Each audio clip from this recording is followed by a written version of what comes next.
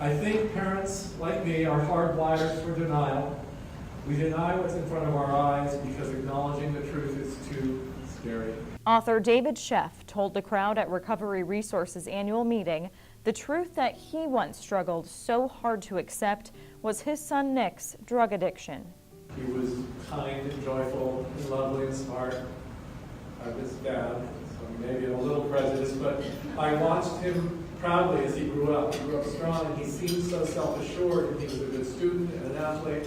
And I'm not saying it to brag, I'm saying it to show how clueless I was. Nick's drug use started at age 11 when he smoked marijuana for the first time. He then turned to heroin and methamphetamine.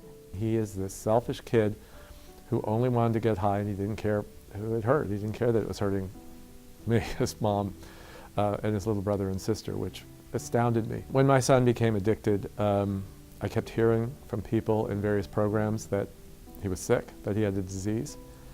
I didn't buy it at all. Today, Sheff's view is completely different. But over time, after doing a lot of research, I came to understand that the reason he did those things is because he has a disease, and it's a brain disease, and it's an incontrovertible fact at this point. Which made Sheff look at addiction in a new way.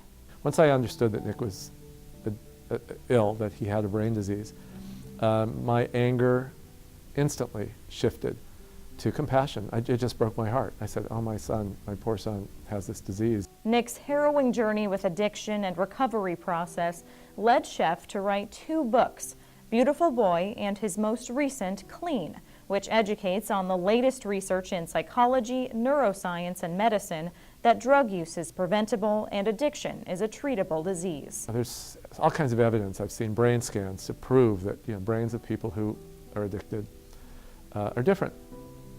When they understand that, they can realize, it's still no fun, but maybe they can take some of that judgment and that self-loathing away from it and realize, okay, I'm sick. What do you do when you're sick? You go get help. But Sheff has learned that getting everyone on board with this idea isn't easy. The problem is there's so much resistance still. The disease still is stigmatized, that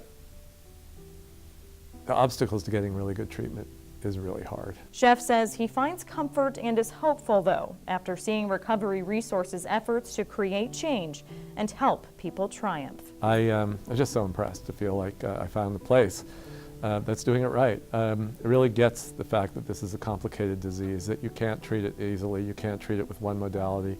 It takes a combination of various kinds of therapies, of integrating the other issues that come up in a person's life. What you guys are doing is remarkable because it's based on what we know, that people who are suffering are not bad people. They are not choosing to be addicted. No one chooses to be addicted.